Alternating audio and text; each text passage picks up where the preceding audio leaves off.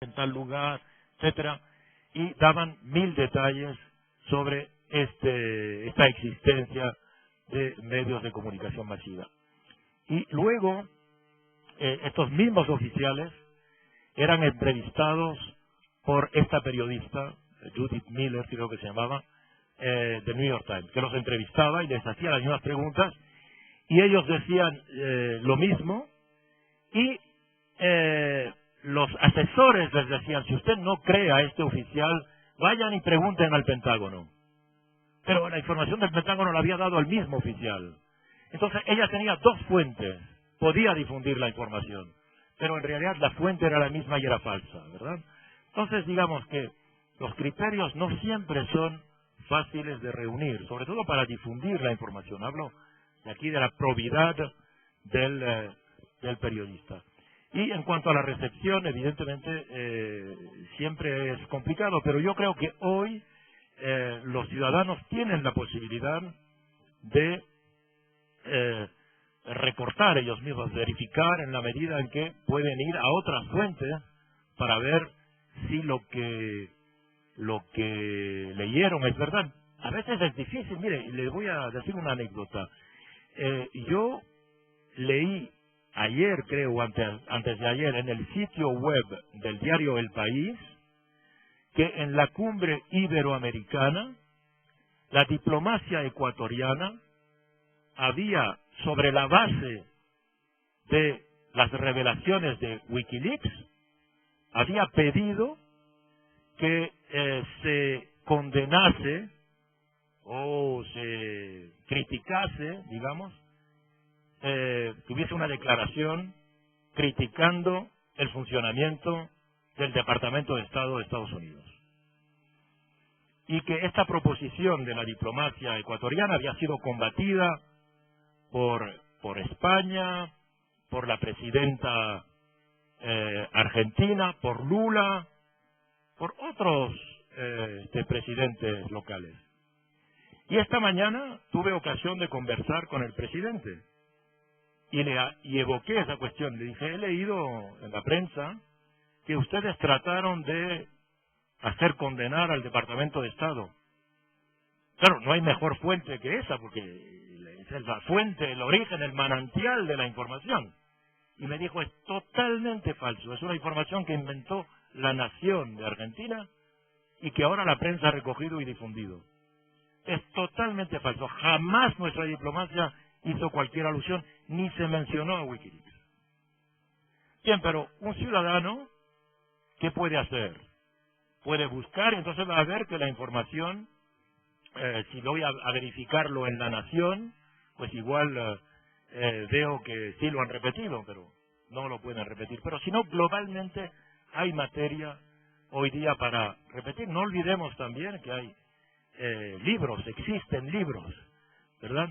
Y que podemos también, si queremos ahondar una información, referirnos a trabajos más serios, más profundos, que han podido ser hechos a veces por periodistas, pero que no pueden hacerlo con la rapidez, la instantaneidad, la brevedad que supone un medio de información, pero que sí lo pueden hacer en un libro, digamos, de largo soplo.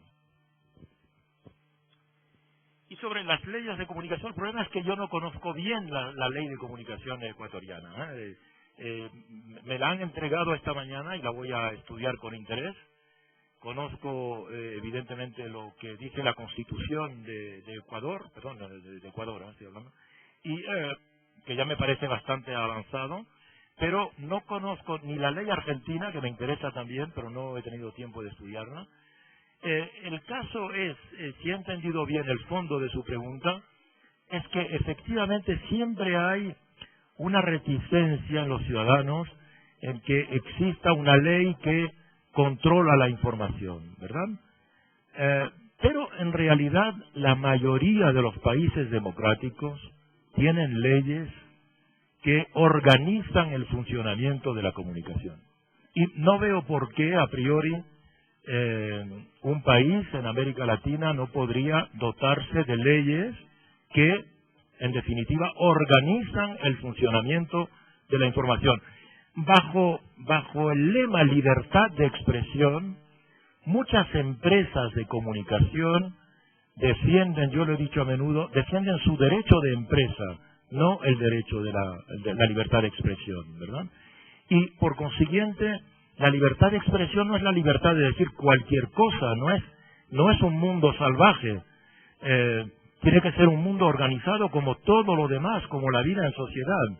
Por consiguiente, que haya leyes a priori no me sorprende, al contrario, yo creo que son necesarias porque en muchos países latinoamericanos donde la comunicación, la información en particular, ha estado dominada exclusivamente por grupos privados que han hecho lo que han querido durante decenios, creo que es importante que, digamos, los parlamentos democráticamente elegidos pongan cotos a estos latifundios que han existido hasta ahora. Casualmente, Ignacio Ramonet, usted está en un país de latifundistas mediáticos. Aquí el 97% de todas las frecuencias de radio y televisión están en la empresa privado-comercial. La Constitución ecuatoriana habla de un acceso en igualdad de condiciones al sector público, al privado y al comunitario. A partir de ese artículo, o de esos artículos constitucionales, muchas organizaciones sociales defendimos una distribución tripartita de frecuencias de radio y televisión, de las analógicas y de las que vienen digitales, entre el sector público, el privado y el comunitario. Esta propuesta fue curiosamente rechazada, no solo por la empresa privada, sino por actores del gobierno y de la Asamblea Nacional. La pregunta es, ¿qué le parecería a usted una distribución tripartita de las frecuencias del espectro radioeléctrico?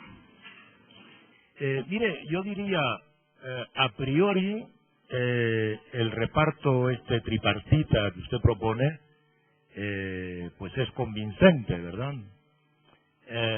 Pero la experiencia, ¿qué es lo que muestra? Como usted sabe, si usted se ha interesado, me imagino, por la experiencia de lo que ha podido ser, por ejemplo, las radios libres en Europa, en particular en los años 70, donde también por presión popular en particular, se obtuvo que los poderes le diesen reconocimiento a la existencia en particular de las radios. ¿Qué ocurrió? La mayoría, la inmensa mayoría, yo diría el 95% de esas radios cooperativas, esencialmente la mayoría de ellas, fracasaron desde el punto de vista empresarial. Y el 95% de ellas fueron compradas, adquiridas por los grupos mediáticos privados.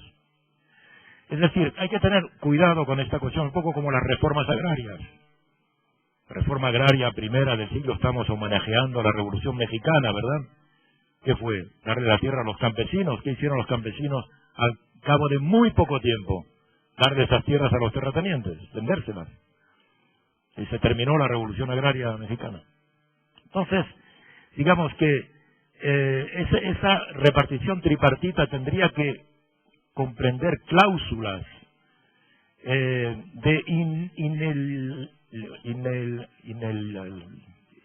no puede ser alienable, no se puede vender, inalienabilidad, no se pueden vender al privado en particular, es decir, el Estado debe recuperarlas en este caso. Si fracasan porque no pueden continuar, en ese caso el Estado las recupera y hace con ellas lo que consideran es darla a otra cooperativa, etcétera. Yo creo que en este caso sí, porque si no, las experiencias demuestran que el resultado nunca es en el sentido de la democratización que se quería al principio. Entonces, yo no he dicho que el quinto poder es que los ciudadanos vayan a los medios y se expresen, sino que, al contrario, fiscalicen a los medios, ¿verdad? Es decir, los juzguen. Pero yo creo que la aspiración de acceder a los medios, que es la misma, es una aspiración legítima de la ciudadanía. Hoy ya no es tan imposible porque Internet en particular pone al alcance de cada ciudadano que tenga la posibilidad de tener un ordenador, que tenga acceso a una banda ancha, etcétera, la posibilidad de él mismo tener su medio. Hoy es fácil transformarse en medio general.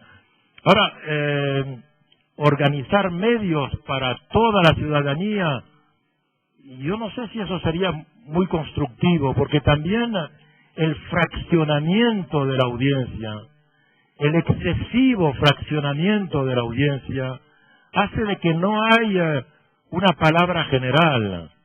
Y entonces el fraccionamiento es también lo que en cierta medida va a dividir a la propia sociedad.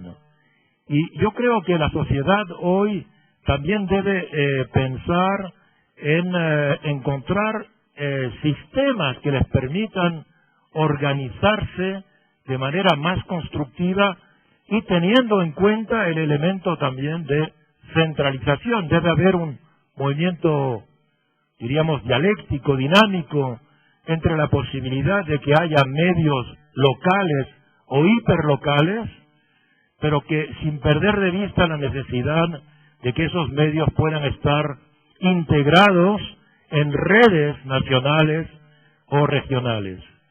Esta experiencia de las radios comunitarias, de las radios libres, de las televisiones comunitarias, las televisiones libres, se está llevando a cabo en bastantes países, en particular en Venezuela, donde hay un avance en ese sentido, con este espíritu, de que sea local, hiperlocal, pero también con la posibilidad de conectarse y en algún momento tener emisiones de carácter mucho más general que el conjunto de los ciudadanos pueda tener.